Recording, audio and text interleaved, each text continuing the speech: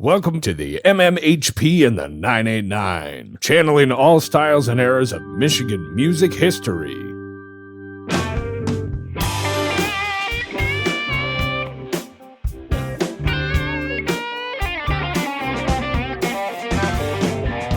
Hello, Michigan music lovers. This is Scott Baker. I want to welcome you to the Michigan Music History Podcast. I am flanked by Michigan music royalty. To the left, Dr. J. To the right, Sir Fred. We cut from just around the block of the Michigan Rock Legends Hall of Fame in Bay City, Michigan, here at Studio 163 in Essexville. And now it's time to grab a favorite beverage, hit the cruise, and take a trip back with us through Michigan's rich music history. This podcast is sponsored by our friends at Electric Kitsch, located at 2106 Kosciuszko Avenue in Bay City, Michigan. And now, here's your host, Scott Baker. Well, we're back here at Studio 163 in Essexville, Michigan for another wonderful Michigan Music History Podcast. And we are in a frigid early February here, 2022. I don't know. Dr. J's in the house. How you feeling, Dr. J? Well, a little cool, but happy to report I can say confidently now that the Michigan Rock and Roll Legends Hall of Fame is going to open in March. Wonderful. Right. Wonderful. The big hurdle was the projector, and we do have a substitute projector. We're checking it out tomorrow morning. Looking good. Wow, that's the greatest news. We get to boost that up and have it early in the season here, and that's just landed perfectly. Perfectly. Good news, man. Cool. Sir Fred, what's going on with you? Well, I'm just put my gloves back on. Me too. But I've been working on my book. Yeah. Trying to put it all together. I'm working with trying to put the lifespan of different bands, and so I talked to one person and they said, blah, blah, blah, blah, blah, we recorded this in 1970, and the other one said, I don't remember that at all. I think it was 1966. I'm going, what? Oh, yeah. Yep. Well, So, every band trying to put all this together, I just have it. I have to do it. Wait till you interview Crosby, Stills, Nash and Young. You're in for a good one when you get to those guys. So they're all over the map. So, but I want to say we have a very special guest tonight in the house. I'm going to let you do the introduction, Fred. You are responsible for bringing her in here. You are responsible for putting this together. This is such a wonderful idea, direct from Frankenmuth. Feel free, Fred. Well, our guest tonight is Teresa Herzog, and she was the wife of Marv Herzog, pretty much the polka king of Michigan, and maybe, even further out, Midwest or further. Mm-hmm. And in Germany. Mm-hmm. Thank you for being here. You're welcome. Thank you for asking. Welcome, Teresa. You, glad to have you on here. Great. This is so cool. We're spanning the globe of all styles of music, even though we all have our own individual backgrounds. We are more tuned into, I would say. But being that we're all knowledge people looking for the music and the details behind it all, that's kind of what our podcast has been based on. And we're coming upon our very first year next week here. So Fred he's been digging up people, and Gary's digging, and we're starting to get people that are actually contacting us now. So to have someone of your stature that has firsthand knowledge of some of this big news is very cool for our podcast. So thank you for coming. Thank you for asking. Oh, absolutely.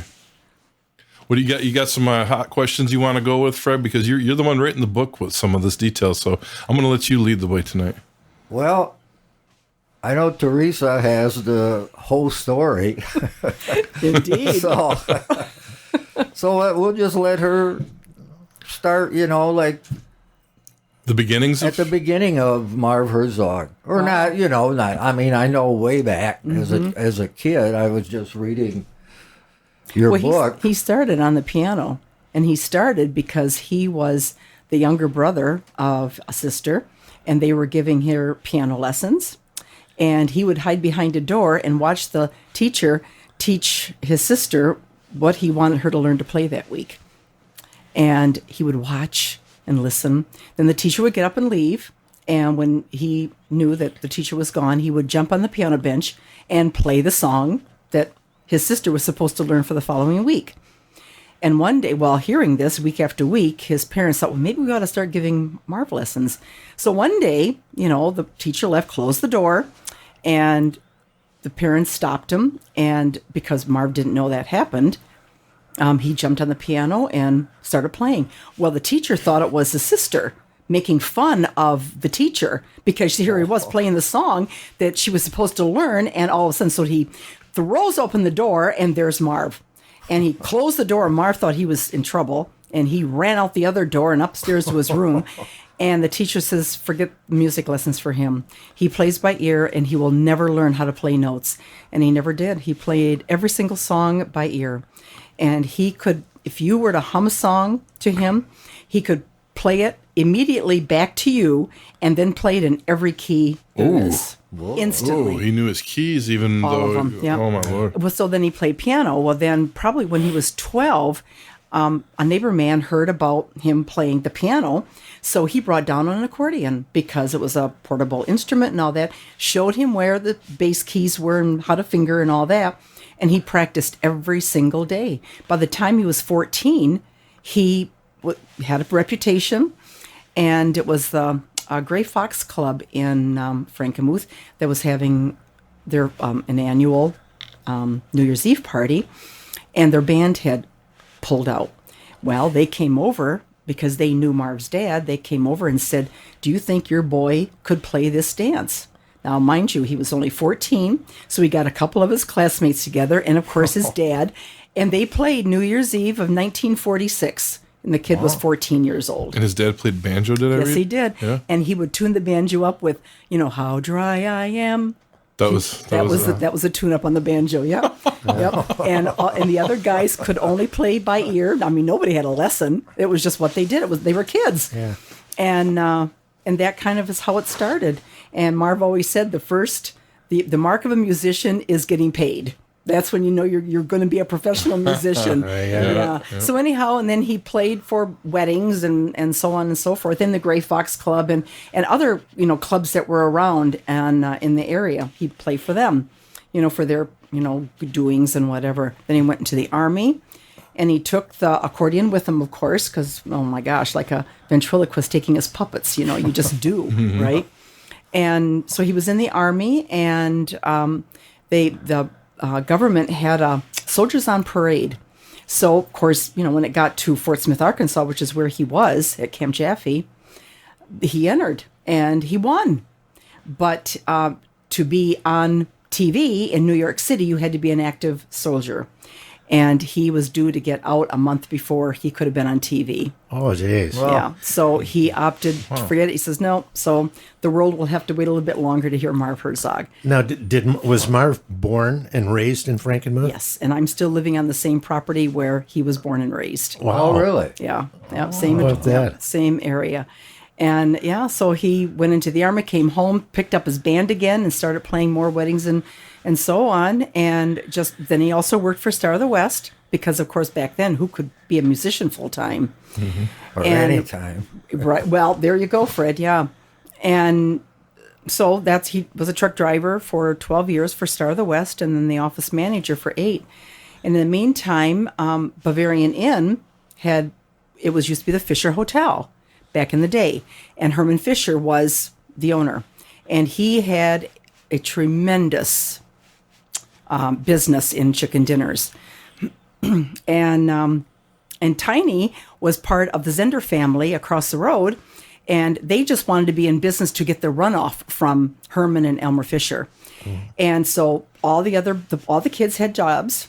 And Tiny's was the garbage man. So every Monday, he would go around to all the little restaurants in town and get all the food that wasn't consumed because they had cattle to feed and chickens to feed because they had all their own food.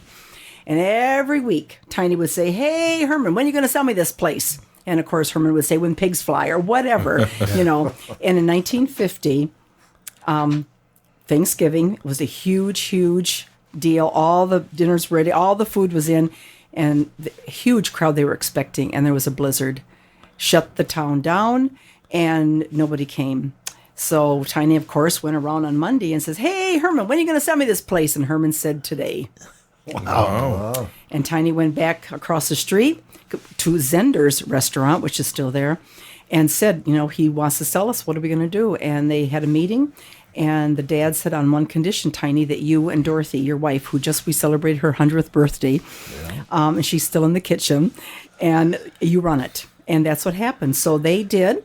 And in 1955, they went on a trip to Germany, because back then, Frankenmuth was just a typical farmer's town. Mm-hmm. And they loved the Bavarian architecture. And they came home and they talked to me, I wonder if we could do this. So they did. They turned Fisher Hotel into the Bavarian Inn. And to celebrate that, they hired Marv. Now, he'd only been playing for weddings, but this was his really big debut.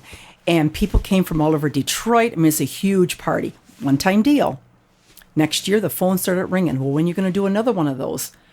Wow. Tiny says, well, he knew he could see money. He could see the bells ringing. Mm-hmm. So they did another one, hired Marv again.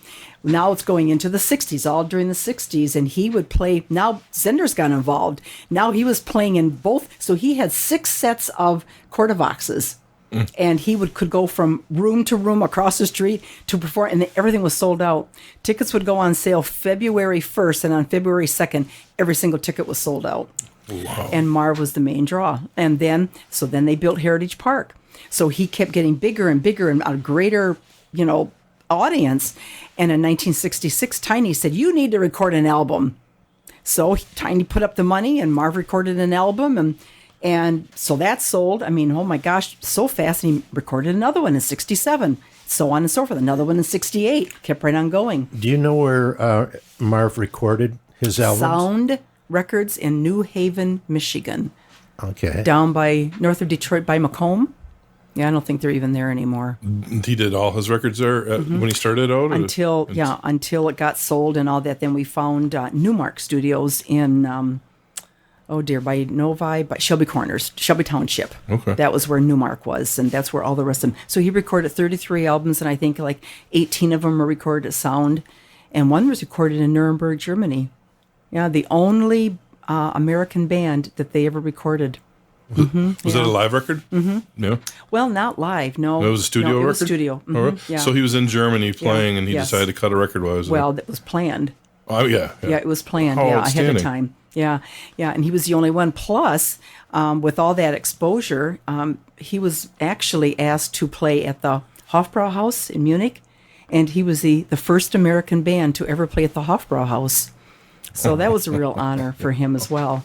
Yeah, so that was in Germany, and that's a huge place in Germany. Yeah, so he played there, and that was really exciting for him. But then, word came, and people from all over the country. What year was when the Germany thing happened? 1979. Okay, so that was later in his career then. Mm-hmm. Okay. Mm-hmm. You said he started out in the 50s there, yes. and he was putting out 40s. pretty much an album per year is what I was reading too. Right. Yes. So when was he 20, 21? When did he start really getting out playing? He was probably getting out. That was late 50s? Yeah, kind of, but still it was weddings. It wasn't until that Bavarian festival. In 60... In 59. 59, okay. Yeah, and then all through the 60s, and then in 69, when Heritage Park was built in the city, in Frankenmuth, then that's what really hit it. Because now there were thousands of people in the beer tent, and they were all there for him. Wow. Yeah, I know, and when he would get done playing, the tent would empty. And then people would go out. I mean, it was amazing. And every place he played, it was like that. There's a little town in Ohio, northwest Ohio, called Hamler. About 650 people live there. And they started a Summerfest, and Marv was a headliner. And on Friday night, there'd be 12,000 people there. And the people of Hamler were the bartenders, the people who set up. They did all the cooking. All the cooking was homemade. All the food was everything. Wow, that's and awesome. 12,000 people on, I think, maybe 10,000 on Friday, 12,000 on Saturday. It was unreal. Jeez. And he played there every single year. Yeah. And there were festivals all over. He would play a festival in Barnesville, Pennsylvania. And the gentleman who ran that laid a railroad track from New York City to this place in in Pennsylvania and bring the people in by train to this Bavarian festival. Marv was again the headliner, and his slot was like at 9 a.m. until noon or whatever it was, and the building would be full by 8 o'clock, and by 5 minutes or 15 minutes after Marv was done, the hall was empty. Yeah, Marv always felt so bad for the band following him, but that's just the way it was. He was in such demand. Wow. And his music was just so easy to listen to. Well, Fred listened to it. Yeah. Oh, yeah. Yeah. Now, at any point did he start? I mean, the Bavarian style of polka. We were talking about that with Steve Zawisky when he was in here. That's Polish. Yeah, he's the Polish out of the Bay City area, South End, and then he was talking about the Czechoslovakian out of Owasso polka, and how that was kind of like the triangle of the different styles. Yes, here. And was there a point where Marv connected with those guys or any of those for some shows to bring out the different styles? Not really, no, because if it was a Czech club, they wouldn't hire Marv. If it was a Polish club, they wouldn't hire Marv. And so there was never any big festival where they tied them all together? Not until we started the Summer Music Fest in Frankenmuth. And Marv had the Polka Fest from 77 to then in 88, we then changed, it became the Summer Music Fest because I wanted to do more than just polka, because there's more music besides polka. So we brought in a rock and roll band, and then some big band music. And remember John Lipinski? Sure. He played there a lot, many years at the Music Fest in the 80s, late 80s, early 90s. And then we brought in Christian rock. And we had just huge crowds. But because there's more music, well, yeah, I mean, look at rock and roll and all that, and country and Polish, yeah. You were one of the early people that brought in the hubcaps. I was the person. Okay. I was the person. Because Marv did not want to, well, we're polka. Well, we shouldn't be. We need to diversify. And I was good friends with a ballroom owner of a place we played in Jessup, Maryland. And her and I became really good friends. And so I told her, we're going to diversify this festival. And she says, oh, have I got to, what are you thinking? And I said, well, I'd like to bring in rock and roll. Oh, have I got a band for you? They're called the Hubcaps, and they will blow you away. And here's the number.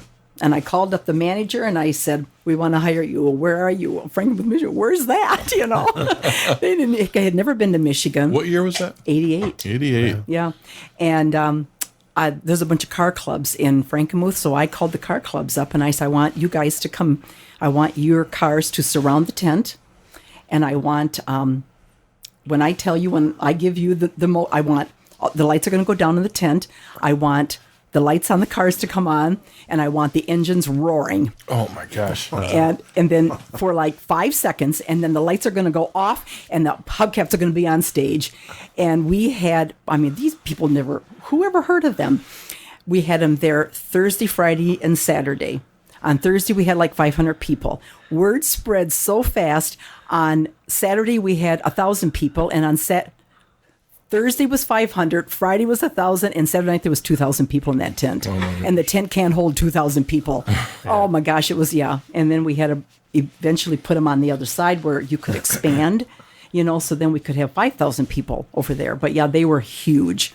So the musical diversity when it hit Frankenmuth was because of you. Well, you know what? You could be right. I think we are. That's right. Because I'm gonna. If you were the one that made those decisions, I did. And my next question would be Marv, knowing his price tag and what he had to offer by that point, that many years into his career, was it upsetting to him at all to bring in different? Well, music? yeah, because polka music, just you don't make that much money in polka music. But the rock and rollers, they were baby boomers, and polka music was our parents. We were the baby boomers, and we had the rock and roll.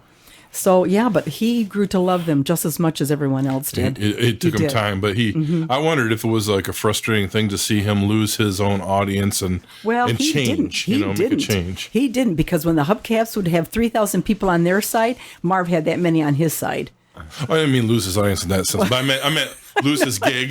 This is my show, not just all these bands or styles. I know. But he liked them. And they would always have a show before they did the dancing. So Marv always made sure that he could watch the show and then go back to playing on his side, because we had two sides Yeah. back in those days. Yeah. And what year was your first year where you brought that? 88. 88 was that was the first year where everything came together. Yes. Okay. Yeah. Well, Teresa, how about a little bit of background on you? Yeah. Are you a Frankenmuth girl? You were born there? I was born in Saginaw and lived there, and then my parents and the family moved to Montrose because they wanted to buy a farm. So I grew up in Montrose and graduated from Montrose High School. Well, how did you meet Marv? I was his secretary. Well, I was hired in to be an organizer, and I organized his office and all that. And he says, "Man, if you're looking, could you just work for me?" Sure.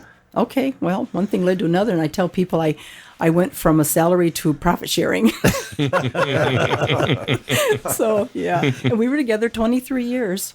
And I traveled with him I worked in the office for 2 years, and then I traveled with him for 1 year to see whether I could handle his life. And of course, his fans just loved me, and it worked out really well. And then we got married, and so we were married for 20 years. So when was this? What year did you two get married? 82, Okay. 1982. Wow. All right. Now, I have to ask you this. Since you were out on the road, with rock and roll in bands, there are young ladies that kind of hang around the band and try to go out with them. Is that a situation in polka bands as well? Not as much, but the groupies were out there, but I saw it from a different angle. I had 8x10 pictures printed of Marv, and I would encourage people to get a picture and have it all, have him autograph it. And so, of course, all the women just, came up. They all wanted, and I mean, he got hugged. He gave hugs to everybody. And then I said, you'll see it in the hotel.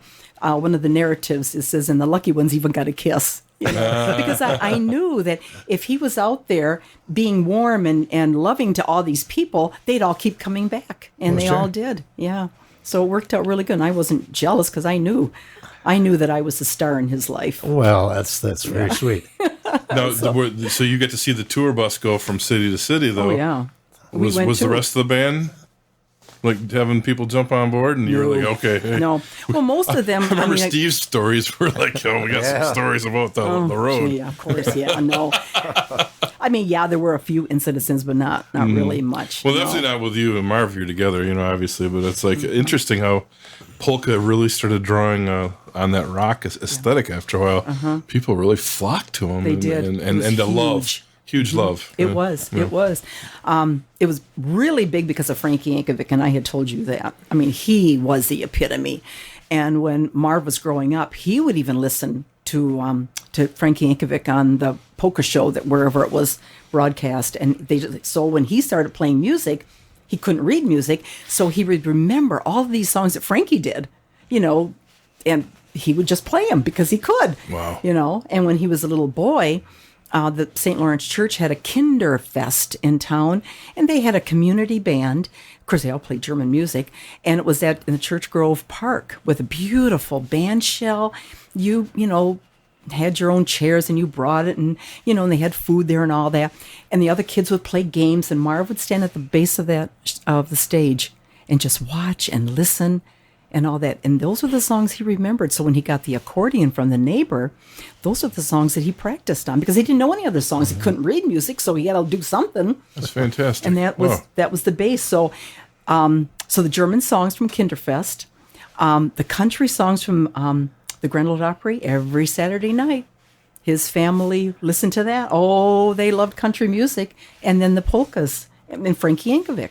So those are the three styles. So if you listen to any of Marv's albums or even look at the catalog, you'll see there's a lot of country music. We recorded 3 country albums. There was a lot of that. Yeah, people loved that. You performed too? I actually became a singer then after. I saw pictures of you online. That's why I wondered. Okay. On stage, yes, I tell you. My niece said, Aunt Teresa, I said, I can't sing. And she said, you could sing like a dying cow and those people would love you anyhow. And you know what? It was true. And that gave me all the courage I needed because I said I probably did, but whatever. But it was fun. We had a lot of fun. We really did. And it was really a family band. Yep, it was. Did you sponsor tours to Germany? Yes, we did. Yeah, many. By the time I came along, his first one was in 75. and then every year after that. And so then but then I went with him in 81, and then every 1 year after that. Yeah. Now, how did these tours work, Teresa? Did you fly people over? Oh yeah, 250 people. Oh yeah, yeah. We filled hotels, and we played festivals. Gunzenhausen, Germany, is Frankenmuth's sister city, so they had this Kirchweih festival. I have no idea what it means. Anyhow, and Marv had played for that. So, of course, everybody would, from here wants to go over there. But, yeah, so we did tours all over. Plus, then in 85, we started the bus tour business. Not our bus. I would, rent buses. But I would have, people going to where Marv played. So here, Marv would play a ballroom, that could hold 1,000 people. And I'd bring 250 people. Well, now there's so many people, they don't all fit inside. Oh, but, yeah, it was great. Now, the bus tours were in the United States? Yeah. Yeah, because you can't take a bus out. Well, no, you can take it to Canada, but yeah. Well, right. I didn't know if you rented the buses in Europe or something like that. We did. Oh, yeah. We always had to. Yeah, because they're the ones who would take us all around. How long, if you went on one of these European tours, was like 2 weeks or 1 week? 10 days to 2 weeks, depending. Okay, right. Yep. Every time. It was always in September because it was just better because, Oktoberfest, the Munich Oktoberfest. Certainly. Marv never played it because, the only bands who played the Munich Oktoberfest were the German bands, and they were all horns. So we were talking about the difference. Now, the Polish bands always have horns and heavy bass, bellow shaking accordions. That was, and that was a, Polish band. Mm-hmm. Marv never had horns. Czech bands have horns, they have, and then the Minnesota bands have concertinas and that type of thing. But Marv, never What was the typical lineup that Marv used? Music-wise? Yeah. He had the Quartervox, and the Quartervox is like an organ accordion. So it was electronic, so when he would play it, it had that, I didn't bring a CD along, but it would have that rich sound. Like accordions have a different sound, One accordion's different than this accordion, that. But the Quartervox it was a Cadillac of instruments, and he mastered that Quartervox like, no one else did. And it really propelled him to where he was. And all of the albums that he has are all the Quartervox. Yeah. What are the instruments? Oh, yeah. Drums Quartervox, drums, guitar, and he had bass for a while. But he also had bass on the Quartervox. Right. So the bass player was constantly fighting with the bass on the... So finally, one time, the bass player quit, got another one, and that guy said, Marv, really, your bass on the Quartervox is just as good. Why don't you let me play something different? Well, that's how we got the keyboard. Okay. So then we had a keyboard. And sometimes it was the second accordion player, and sometimes it was a keyboard. But, so it was always a guitar, drums, and the Quartervox. Fantastic, huh? Yeah. It was great. Yeah. And a really cool story. People wanted to imitate Marv, and nobody ever could. Nobody ever could. Don Szelkaszewski came close. Do you know that band? Mm-mm. Okay, he was called the Polish Kid. Where was he out of? Toledo, Ohio. Okay. And he could play the Quartervox and sound like Marv. Okay. In 1995, Marv had a heart attack, and he had to have quadruple bypass surgery in the middle of the summer season with festivals every weekend. And I am just, when the doctor told me, I actually fainted. Oh. Yeah, I was in such shock because I'm thinking, oh my gosh, the Music Fest, all these bands, the Hamler Summerfest, what are we going to do? We had a 19-year-old kid who joined our band the year before. And so I was going to cancel everything. And this kid said, you know what? I think I could probably play his Quartervox and we could do it. Let me try. Okay. So he did. And people were here calling back, oh, yeah, he did a good job. Okay, fine. All right. So Marv had open heart surgery. He recovered. Now it's Music Fest, a month later. And Marv says, I'll sit right here on the sidelines and I'll just let him start. And maybe the last few minutes I'll get up and play. And I'll sit in the stool. Okay. I'm in the office. The music starts. And it's Marv Herzog playing the Quartervox. Oh. And I come out of that office and turn the corner, and I'm heading across the tent. And I stopped, and there was Ted. And I just stood there. I could not believe it was this 19-year-old kid. He sounded just like Marv Herzog. Wow. Could not tell the difference. What was Ted's last name? Lang. And he is now with him and Molly B. They are all over the nation. They're everywhere. Molly B is still around. Wow. Molly B and Ted are married. Oh, Yep, and they're the really? bands. Yeah, that's the band. But that kid is just really hitting it big. But yeah, can you believe that? That's an incredible story. It is. It is. I know. It's one of my favorites. I love it. Yeah, I know. It was wonderful. And he played for the grand opening of the Marv Herzog Hotel in Frankenmuth. And I wanted him there. And it was supposed to be an open house. You come and you go. And the hotel is only a 38-room hotel. So the lobby is, on the main floor. I mean, you can't, I would think 200 people max. We had 1,000 people in that lobby and nobody would leave. And Ted was playing and they were dancing all over. Oh my gosh, but they were packed in like sardines. It was unreal. Oh, wow. And that was the first time since since 95 that Ted played, Marv's Quarterbox. So now it's 2007. And from 95 to 2007, he had not picked up a quarterbox, and he picked up that quarterbox and sounded just like Marv Herzog. Oh my gosh. Yeah, unbelievable, isn't it? That's an incredible story. So it really is, and we're still good friends. Yeah, great. You said he's out of Ohio? yeah, he was. Yeah, now he's moved to Wisconsin. Wisconsin now. Yeah, Okay. yeah, Fantastic. So, yeah, Wow. because they play so much out there. What did Marv think when he heard him play? He was floored. He Had was to just. be jaw-dropping. He was. It was. And there I'm standing in the middle of the dance floor just mesmerized, and Marv is sitting over there. And we could not believe it, how that kid, Wow. yeah, he did. Yeah, it What was a amazing. moment to hear. It's like almost a mirror, you think, that's Yeah. incredible. Yeah, it was. But yet he found that so then when he left us, he joined the Polish bands because, he was 19, and everybody, the average age of Marv's, people were 70.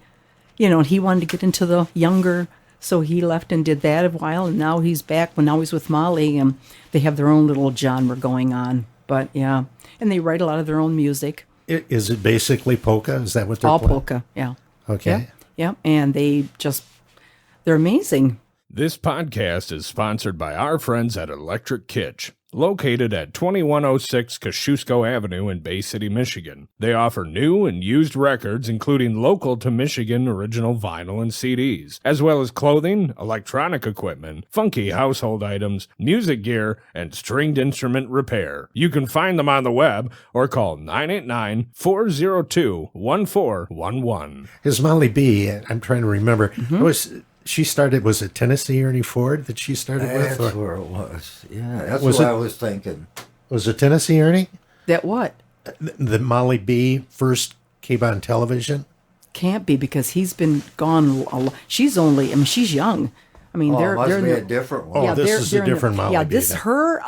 her last name was actually Busta Okay. out of Minnesota, and she. From the time she was 3 years old, she was on stage because her dad had a band, and so she went along and she was on stage and grew up right on stage.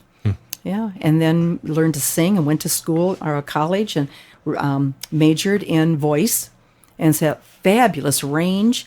And she can play, she can play any horn that's out there, any horn, from clarinets to trumpets to saxophone. Because there's something with her lips and the way her mouth is shaped that she can adapt to any horn. So brass and woodwind. Everything. I don't think there's another person in America who can do that. So in their performances, she does all that. Oh, yeah, There's sure. a song that they play that she does every horn. Wow. Yeah, she's amazing, and they're just doing really, really well. And yeah, it's wonderful to see that. Now, Teresa, you must have had some singing background. I didn't. You didn't sing No, I like in sound like choir or anything Nothing. like that? We didn't even have a choir. Wow. No, but I always sang along with the radio. Okay. Played my records and all those rock and roll hits? plus right. Okay, Plus so who did you like back in the day? The Beatles and the Beach Boys. Okay. So you know Now we're how old I talking. am. Yeah, well, you're right in my wheelhouse Right, now. and you got that right. I know it.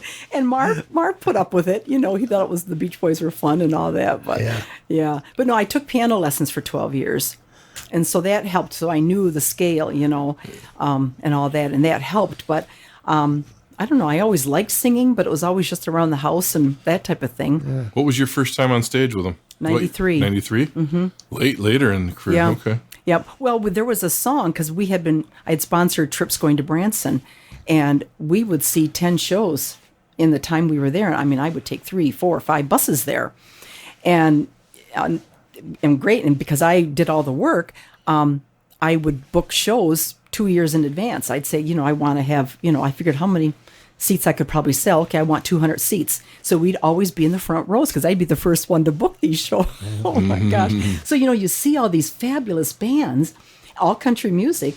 So then I'd get their music and bring it home. And I said, man, this is a good song. We could do that on stage. So I was, doing it for him. And he says, well, I like the way you sing it. I think you ought to sing that song. I can't sing. He said, well, we're going to give it a try. Yeah. Right. Wow. I know. And then pretty soon people were, asking for me to sing a song. And then, Marv and I would do duets up there. And so much fun. Right. It was. That's incredible. I know. What an inspiration to have it. No, just do it. Just do it. Yeah, this is us together. Let's do our thing. Exactly, yeah. And he couldn't read music. And and if he wanted to learn a song, I'd get the sheet music or whatever and I'd play it. Well, then by me playing it, he had it.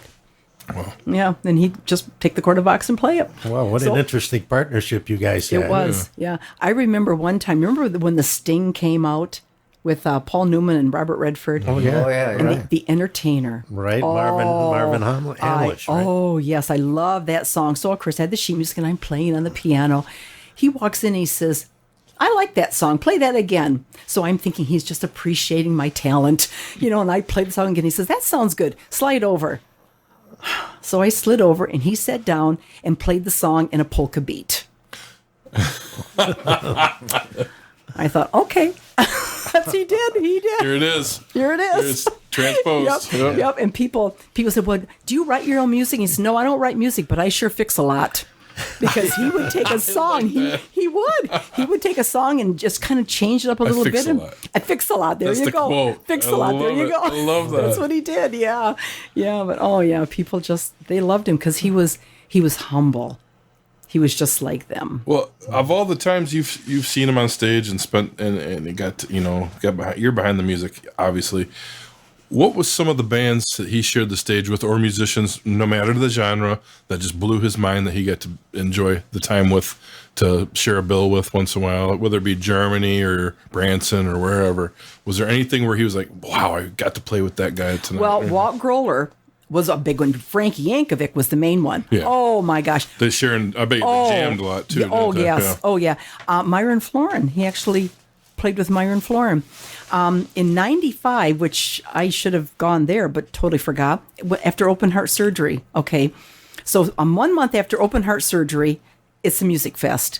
1 week, the weekend after the music fest ended, was the biggest thing to ever hit Frankenmuth. Lustig Musikanten from Germany. 80 million people watch their show. It's a huge variety show. It's all the big stars in Germany, basically Germany. Michael and Marianne were the host. And they decided they were bringing it to Frankenmuth. And they came, and Marv was the only American band. Myron Florin performed, but he was not with the band. He was a single, but Marv had his band, and he was the only one. So here it is, 5 weeks from open heart surgery, and he is on stage. I mean, it was unreal. And Did you book that show? Well, it wasn't really. No, the Germans did. The Germans booked it over here? Yeah, it was here. But who would they go to? I thought you were like the person in town. Well, kind of. I mean, it was Don Keller is married to Judy Zehnder. Uh-huh. That would be Tiny and Dorothy's daughter, and they built the lodge in Frankenmuth, the Bavarian Lodge. So they did some of their own booking too. And that was in the front of the lodge. So the lodge was the background. They were the connection. And so when the Germans came over here and said, okay, now is there anyone? Oh, yeah, definitely. If you want a local band in America, you got to get Marv. Well, that's how we got in. But they were in the background of that. Wow. Yeah. Fantastic. And 80 million people, and plus there was a what huge, year? 95, the year he had open heart surgery. Right, okay. Yeah, so that was huge. At that point, were you kind of backing off of the bookings and just letting stuff work itself out, or he already had a different agent, or you were doing it all? Or you were just dealing with him? He never had an agent. Nothing. No, okay. It was him, and then me, and then I helped, Okay. Right. do the contracts and all that kind of stuff. But yeah, Wow. but the popularity was just, I mean, everything was a handshake. There were no, deposits down and all that kind of stuff, yeah. because it just wasn't that way. A handshake was good. Are you involved with Marv's music anymore? I mean, I imagine his CDs are still Back selling. catalog. Yep. Yeah. Yep. There's the catalog. Yeah. That's my favorite picture of him. That's on everything.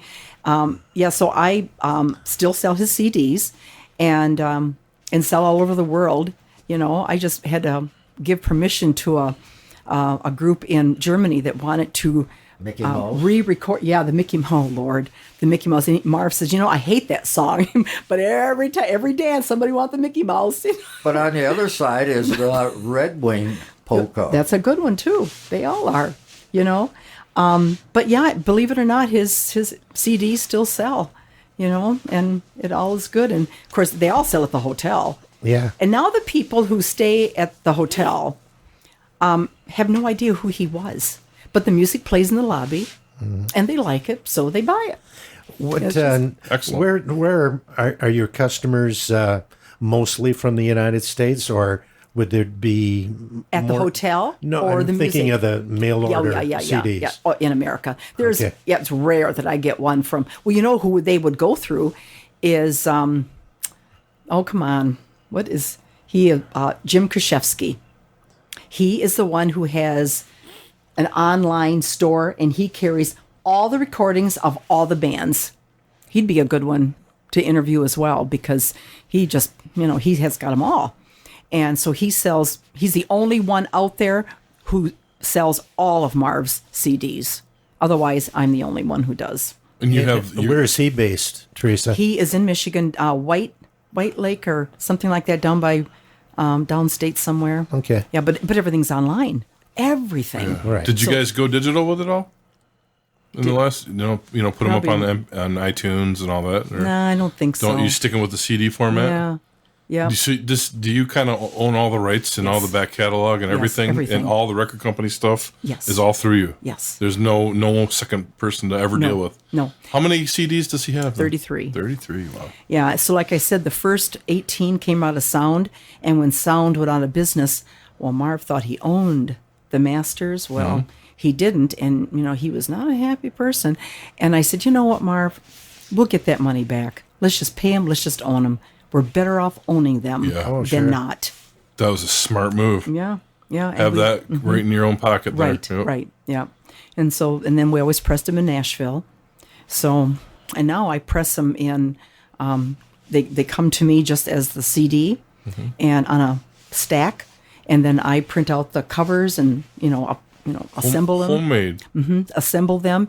But the CDs themselves are pressed in Nashville. Yeah. Right. But I make the covers and then shrink wrap them and do them so they look just like. they What's come your out of the top store. seller? Oh, gee. Well, yeah.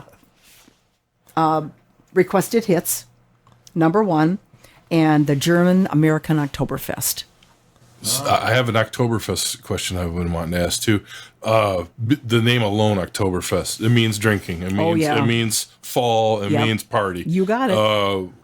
And it's always in September. Yeah. Well, but- yeah. Isn't yeah. that the real way though? Yeah. Isn't that how it's supposed to be? Like Yeah. the original Yes, yeah, Oktoberfest? yeah. If I recall hearing about that. Well, the original one was a celebration for King Ludwig when he married.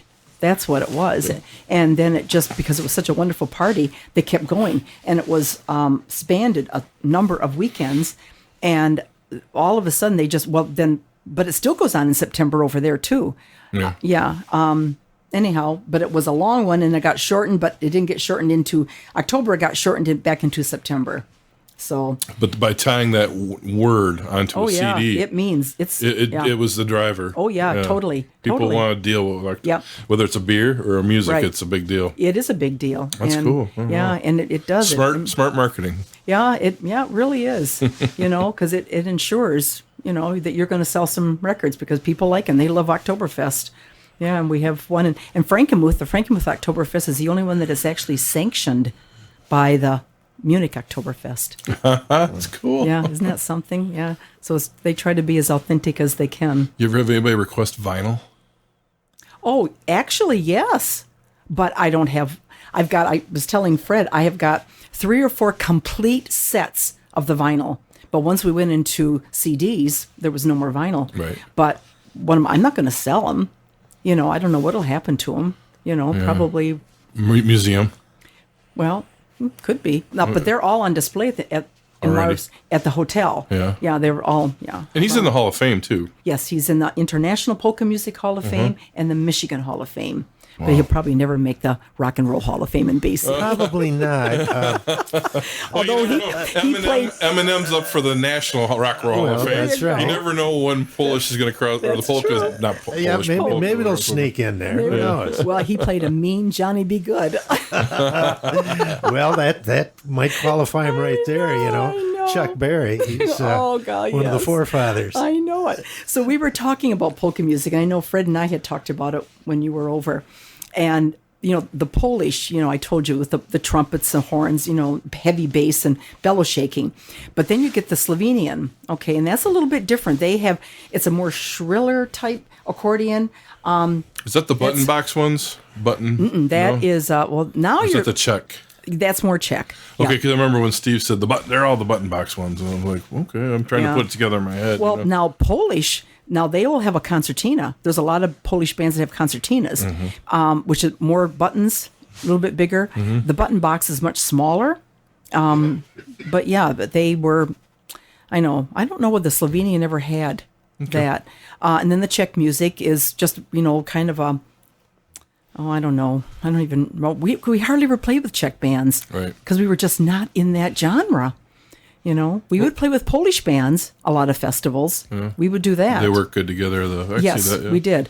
One question we had, not to say because Steve was here, but because I can base off that knowledge, but we were talking about Tex-Mex music and how Yes. Polish music went down to Texas. Yes. And the Mexican music came up in Spanish, and that there's a little bit of that blend because of the polka music that and all the styles. Did Marv ever run across any of that? No, none of that. Okay. No, but it's wonderful. I love it. That is, and it is. I love Polish music. I love that heavy bass and the horns and all that. It is. It's fabulous. You know, Eddie Blazonczyk and Lenny Gomulka and oh my gosh, they were fabulous. You know. So but the Bavarian side never touched any of that Tex-Mex style. No. That was Polish only. Okay. And if you look at true Bavarian music, you know, it's all horns. Okay. It's all horns. But Marv had his own style that just he was there. He just had something that everyone wanted and no one could attain. You know, he was just that good. So what's the polka scene today in Younger. Frankenmuth? Yeah. Younger. Yeah. They bring in Lenny Gomulka still. Eddie Blazonczyk, that band is done. You know, he passed away. And it's tough for a band to stay together when the leader passes away. There's a young band that they brought in from Cleveland that just blew me away at the Music Fest last year. I was just stunned and actually went up and told them, you know, you guys really impressed me. You know, accordion, you know, guitars, but some horns, just really good. Not really Polish, but not really German, but he did it all. You know, the young band. How are the crowds, though? Are they drawing a younger crowd, or is it mostly older folks? The only people drawing music are the pure Polish.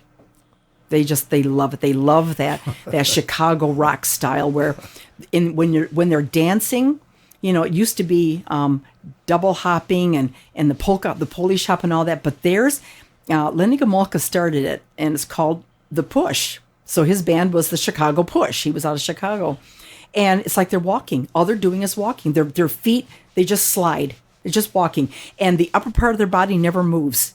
It's all down lower than the knees. It's amazing to watch, and it's amazing to do it. That is rocking the dead.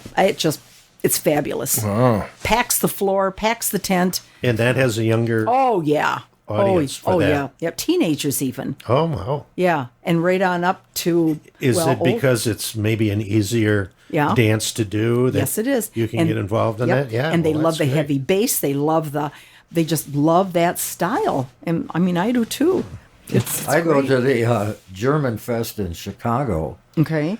I've been going to that for a few years. And in the middle of a song, the band and the audience would go, hoy, hoy, hoy. Yeah. Right. That means but I can't think of the rest of it. Hoy, hoy, hoy. Zicka zecka ziggy zecky Yeah, hoy yeah, hoy yeah. hoy. Yeah, Zicky zecky zicky zecky hoy hoy hoy. And then Marv would go motorcycle boom boom. Lord, I know, right? That's awesome. I know, and I think it just means basically let's all drink. Have a whatever. Well, yeah, that's what you have And then beer in your hand. Right, definitely, yeah. And then he would always have another one. I can't. It's been so many years that I've heard it, but I don't even remember. No, it's Well, that not. hoy hoy thing, doesn't that go back to like the 1920s? Probably. Because remember, Could be. polka music, Yeah, I mean, yeah, that goes back a long ways. yeah, because Frankie Yankovic was a young man in the 20s, and Yeah. he was playing music, early. Well, Because, Cab Calloway had the hidey ho. Yeah, Okay. I think that was, yeah, kind of common in different genres of music, certainly. probably, but zicky zacky, hoy, hoy, hoy. Oh, yeah. Yeah, I know. It's just Classic, funny. classic. It is, yeah. But I know. It'd be nice if polka music would, regain. But you know what? There's always ballroom. There's always polka. There's always going to be country. There's always going to be rock and roll. It's just different. Yeah, sure it is. See? And every generation has their own. And I know polka music was, in the 40s. That's when it really, really got popular. And right on up until probably in the 80s, 90s, Marv's, audience grew old with him. See, so he retained his, but, the band, it was less people than what we used to have. Just that's the fact that people start, and like Marv would say, if we would lose a wife, the husband's not going to come to our dances. So when one dies, we lose two. And according to Ted, the polka industry is losing 10% of their crowd every year. Wow. 10%. That's significant. It is. It is. And like I said, Polish are the only bands drawing people in. And it's heck, but it's happy music. It's driving. There's driving drinking music too. Yeah. Drinking. Well, there's still a couple Mm-hmm. islands, though, and certainly Frankenmuth is a very popular spot in Bay City. The St. Stan's Yep. picnic is, that's the But it's all biggest one. Polish. All Polish music, certainly. right? Yeah. Certainly. See, so that can keep. But that going. keeps the music alive, which Yeah. is great. Yeah. Well, there's Polish. some good rock polka bands out there. They played once in Michigan at the Bavarian Festival, Brave Combo. Yes, I was just going to say them. Yeah, and they're good. I go to see them in Mm-hmm. Chicago whenever they come up from Texas. Okay. And I love that band. Yeah. But their only Michigan appearance was at the Bavarian Festival. Mm-hmm. And I can't remember why didn't go. Oh. What yeah. year was that? I don't even remember, but I remember them being here. Mark Jansen has the Music Fest now, and he brought them in. That's how I saw them. Are they a Hispanic band? Oh, no. No, they all look like rock stars. Yep. And they'll do a polka song reggae style. Right. Or they'll do a reggae tune And- polka. yes, that's exactly what they do. You've got a good memory on that. Yeah, It's they're something. good. They're just so much fun. Yeah. Well, there is a band. They were called Polka Family. She was Mexican. He was Polish, and the other kids were all in the band. And the oldest son, Hank, married a Lakowski girl, and so and her dad was Big Daddy Lakowski. So she was polka, and they had, I think, 7 or 8 children. Well, now that generation are all growing up, and they have now got this young band. And I'll tell you what, they are good. But sure they're good. Yeah, they literally born with it. Yeah. See, so bands like that, but there's just not a lot of them. Like nobody in Marv's family continued it. Wow. But if it weren't for Polka Family and Hank and his children, and then there's Well, it's even harder today. it is, yeah. And then Rick Vinecki had a band, and they was all Polish, and then he married Hank's sister. So then here they've got all these children, and they've got a band as well. So, but it's basically the same family. It's just a new generation of Polka Family, But other than that, I don't know of many who are, and there's not many festivals anymore. I think the drinking laws have kind of, brought that to Oh, a the driving. And, yeah. driving, right. Right. You know, because it's a different climate Well, out you're there. dealing with the pandemic too. That too, that doesn't We help. got another issue. Coming on 3 years with that now. I know. Yes, indeed. Yeah, I want to ask you a question. You had a vast knowledge of the Bavarian and how that came to Frankenmuth with Tiny and all that. Was there any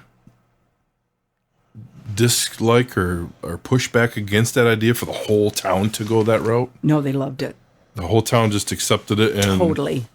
Okay. Well, it was mostly Germans. There. All Germans, yep. So All- they believe like I wonder how that happened. I was always curious about that. Like was there half the town going, "Why are we doing this?" No, And looking- not. But the town wasn't that big either. No. Yeah, there weren't that many people there.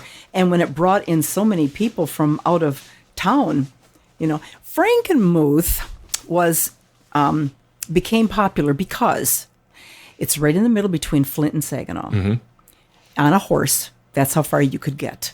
So that's why Zehnder's Hotel, Fisher's Hotel, McNiven Hotel, the List Hotel, they were all these hotels, and they would rent out, like for a quarter, a man, because usually it was men traveling on horseback, would share a bed. You know, they'd sleep in their clothes, and there'd be 3 men in a full-size bed in a room next to another bed with 3 more guys, and then their horses were down in the stables. That was another quarter. And so Frankenmuth people have always been used to people coming through. And of course, in 1929, when the Exchange Hotel became Zehnder's, when the Zehnder family bought it, you know, that was for Mother's Day. They opened and they chicken dinners. So there were always people coming to town, whether it was at the Fisher Hotel, the Zehnder restaurant, they were always coming to town. So Frankenmuthers knew they were used to people coming to town. And so when Bavarian Festival started, there had never been a festival there. Well, it was never, they had like this thing called the Folk Festival. You know, they had a folk festival queen and all that. That was in the 50s. Oh yeah. Yeah. Really? But no one even knows There's a about book, it anymore. Freddie. There's a book for you right there. Right. Yeah, folk That- festival. Yeah. Really? Yeah, but there you go. Yeah, but it didn't go that many years. I know Hootenanny was popular for a short time Well, yeah. in the early 60s. Well, Because and I found a poster in Saginaw, and they were mostly rock bands, actually. there you go. On it. Well, when Marv got back from the Army in 55, 2 of his sisters and him formed the Herzog Trio. And they had a little poster, which is at the hotel displayed. And all they would do is change the date, pieces of paper with tape over them. So they use the same poster and thumbtack it everywhere. Too funny. Anyhow, but the first word on that their band was hillbilly. Hillbilly, polka, and I don't know what the other, maybe just waltzes or whatever. But anyhow, yeah, so they were a hillbilly band as well. Wow. Yeah. So, but, and, you know, and yeah, It's a connecting town. it is. Yeah, I get you. It is. So, no, Frankenmuth people enjoyed it. So seeing Bavarian go up German style at 1, all of a sudden 2, 3. Now the whole Exactly. town's like, we're Yes. adopting this. Yes. And everybody was on board. Everybody was on board. Oh, wow. And everybody remains on board. Oh yeah. Yeah. I mean, you see new places being built Definitely. that are being Yeah. built to spec like that. But now, only coming into town. in the tourist district. If you get farther out, like a mile out of town, no, it's all modern. Yeah. Yeah, modern. But going down the main Definitely. stretch and Right in the- just out of Gara into yeah, right into the tourist section of Frankenmuth. Yeah. The first building that actually got built is Willie's Meat Market. That was the first building that actually got built as Bavarian. Because remember, Fisher Hotel had to be remodeled. See? And Eddie was the brother across the road, Tiny's brother. And you can tell by the white building, the pillars, it looks like Mount Vernon. Oh, Eddie Zehnder loved George Washington. And in 1776, when we celebrated a whole year of bicentennial, he dressed up white wig and everything for a full year. Every single day he would walk through the restaurant. He was George Washington. Oh man. Yep. And even his home, he even put pillars on his home and painted it white. He took a farmhouse and turned it into a miniature Mount Vernon. That's wild. Yeah, it is. But Tiny was German all the way, Bavarian all the way. Wow. Yeah. It's a fantastic story. It's such a unique spot, and I can see that being the gap between Saginaw and Flint. I mean, that's obvious. It's such a main drag, Right. Even though you had to go a little south, but you're heading that way anyway. And Right. it was long before the roads were there. So Oh, totally. Yeah. and it worked. So, of course, and automobiles came along, and people got here faster.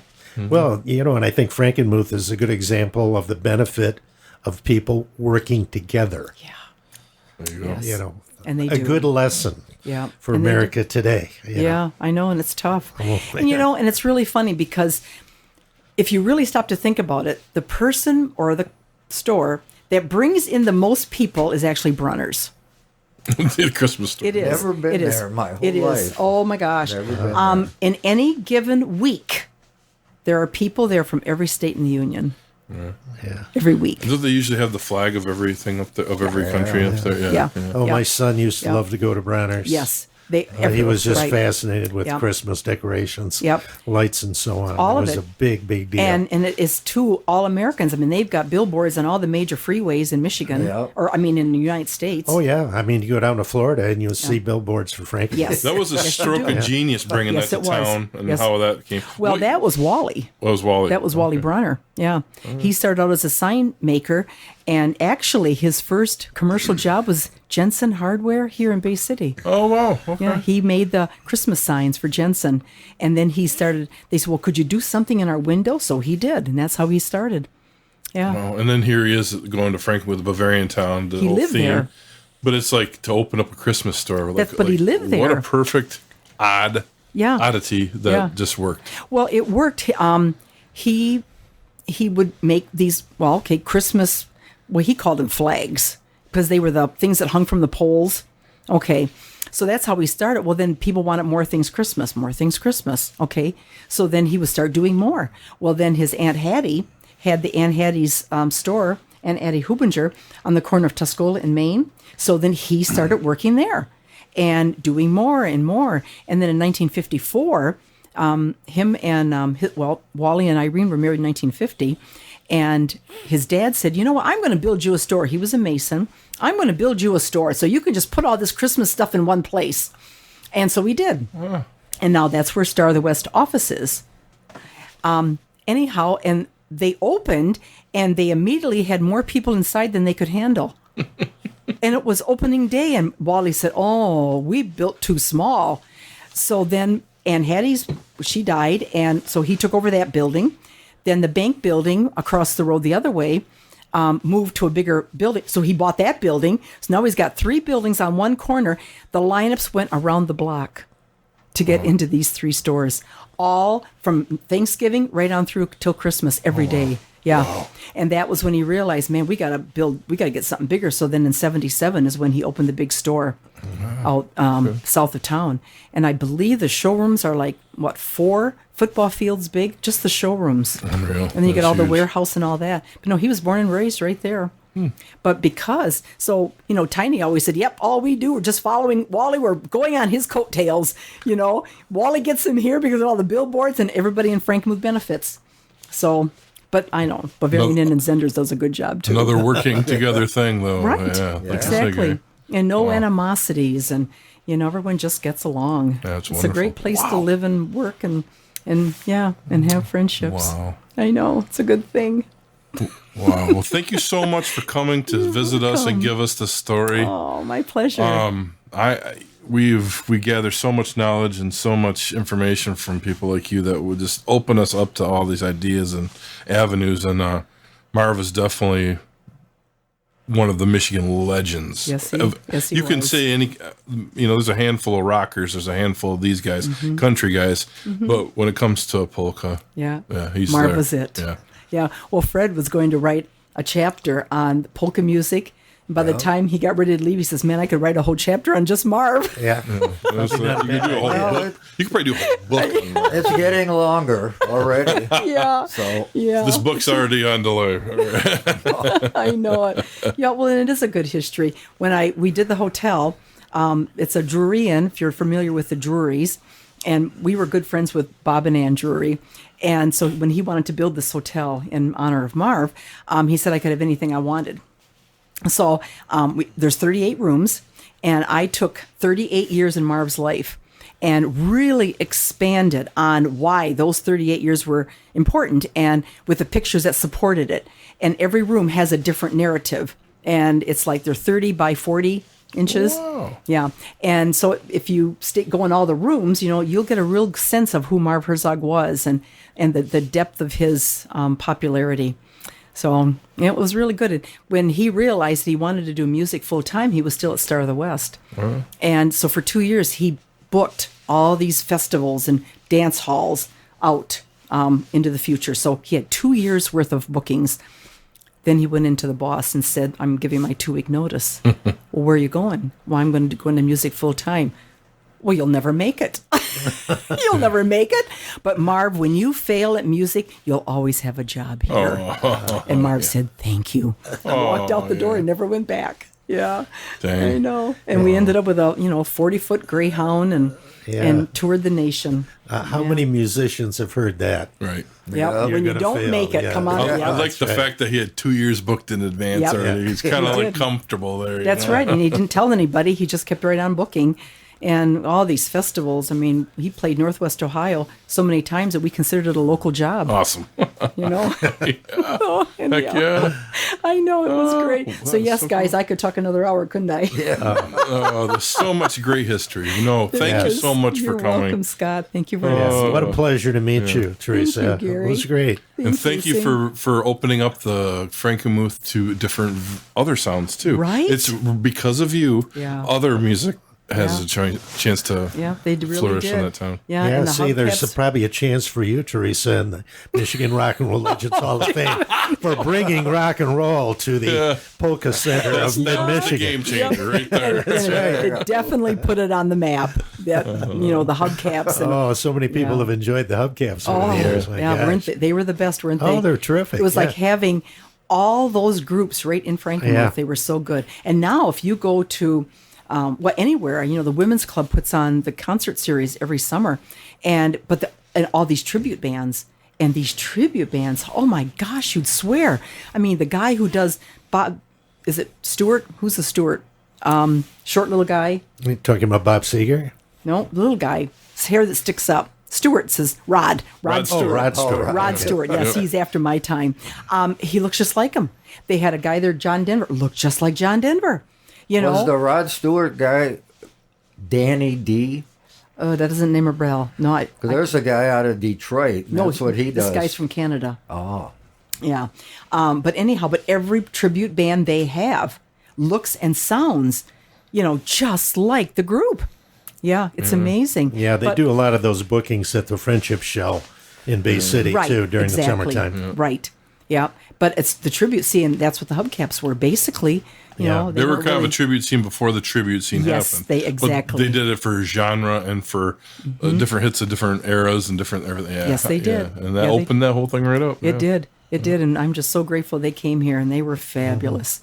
And it was just a great, great time. And to see the crowds, I mean, the people lining up to get into the park, we're up the hill and down it was unreal, because even the Bavarian Festival didn't have that. I like that you had the production idea of having all the cars around there. I know. That whole thing is pretty vibey. That's pretty cool. I know, and the people were just screaming, and you couldn't even hear the screaming over the engines roaring. That's so cool. Yeah, it did, and word spread through town so fast.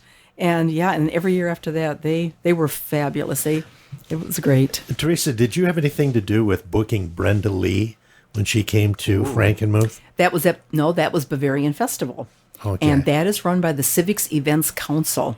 And they brought people like Jim Neighbors, Smothers Brothers, all those, because that's for their show. Yeah. Okay. No, I was never part of the Civics Events Council. Yeah, Brenda Lee was always a big favorite of mine. It was a real pleasure to see her there. I bet it was. Tiny Yeah. little lady. Oh, yeah. Yeah. Still I got the know. great voice, though. Yep, that's Yep. for sure. I know. Yeah, so they used to do that too. Once once Heritage Park started, because it was much larger venue that you could, get more people in. Then they started doing those stage shows, and it worked. And they always had them during the week, and then they would have them like during the afternoon, and then at nighttime, then Marv would play. And some people stayed, but if they didn't stay, other people came, and it was full. That's how the beer tent got invented. Yes. You guys, Right. everybody come out here, play late. You know what's going on. That's you right. know? Yeah, oh yeah, lots and lots of drinking. I know. When my mother and dad went one year, and I mean this was the year of the time of the motorcycle gangs and the motorcycles. I mean, there probably was 50, 60, maybe even more motorcycles. So Mother and Dad are in there dancing to Marv, and all of a sudden the lights went out. And Mother thought, "Oh my God, we're going to die." The motorcycle people, but they were wonderful people. And of course, the lights came back on. Something had been switched or whatever. Yeah. But it was funny. But yeah, it got kind of rough. Climbing the tent poles and all of that. Scary for kind of, yeah. But Marv always kind of kept them all tame. You didn't want to.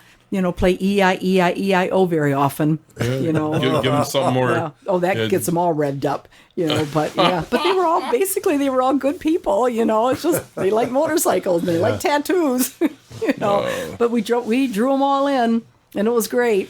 Yeah. And so, so that's what I know. Well, I know a lot more, but that's all I'm telling you right now. Thank you, Teresa. It's been a great show. Thank you so much. Scott. Thank you. Appreciate you coming on. My pleasure. All right, take care. Yeah. The MMHP is hosted on Apple, Spotify, YouTube, and our own Libsyn podcast site. You can also search MMHP989 on Facebook for up-to-the-minute information, as well as both Dr. J and Sir Fred's album picks of the week, posted every weekend. You can connect with Scott on the web at scottbakermusic.com, Dr. J at michiganrockandrolllegends.com, Sir Fred at fredrife.com, and the Electric Kitch at electrickitch.com. This podcast wouldn't be here without special help from Studio 163's Alan Garcia, our podcast videographer and wingman, Mr. Mike Beatty, MMHP tagline specialist, Mr. Eddie Switek, and of course, Gary Johnson, Fred Rife, the Electric Kitch, and all of our special guests, and especially you listeners. We want to thank you. You've been listening to the MMHP and the 989. From all of us at the podcast, we want to thank you for tuning in. You want my jacket, Gary? No. I'll pass it on. I'm a hot-blooded Frenchman.